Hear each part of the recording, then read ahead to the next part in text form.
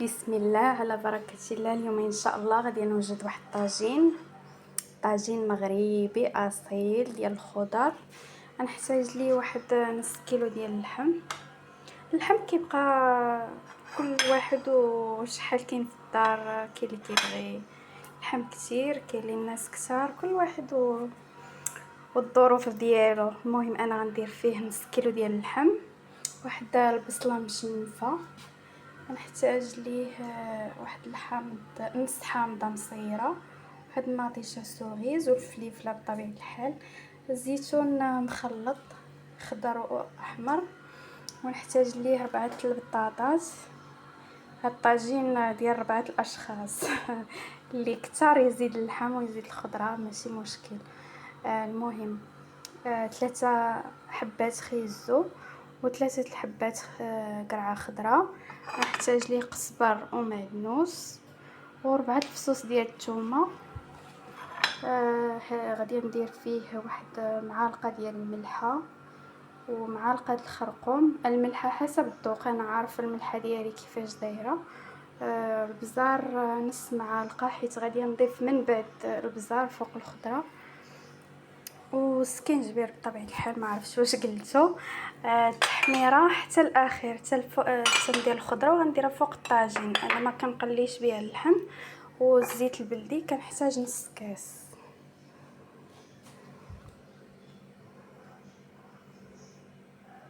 بسم الله على بركه الله. غنبدا غندير اللحيمه ديالي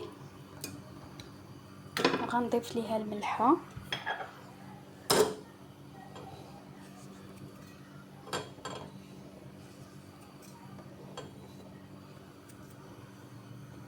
غنضيف واحد شويه الماء.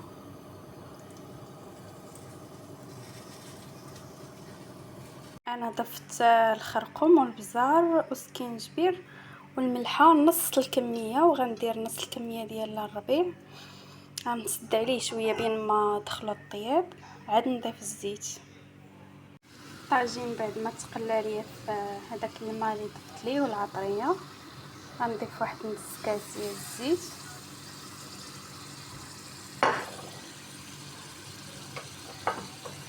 غنضيف خيزو ديالي في الجنب.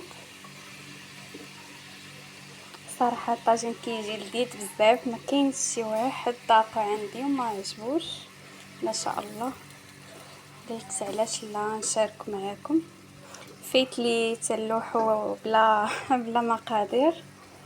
صراحه كلشي كيعرف يطيب، ولكن كل واحد واللمسه ديالته في الطاجين. الطاجين المغربي تيبقى شي حاجه زوينه بزاف.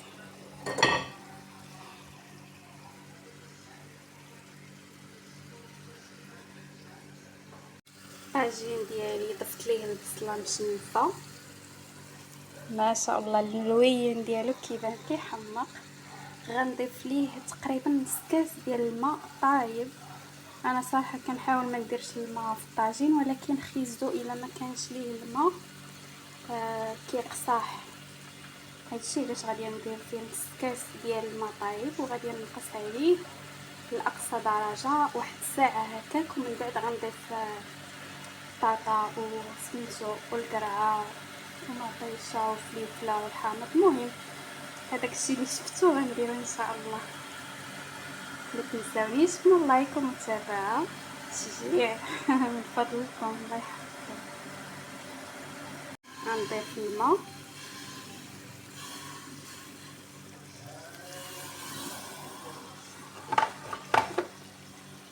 بعد ساعه. رتبت الخضره ديالي، غنضيف قزبر معدنوس، ونضيف هاد العطريه، نخلطها مع بعضها، ندير على الخضره. بسم الله الرحمن الرحيم. ان شاء الله تيبان تيشهي، مشهيتكم فيه.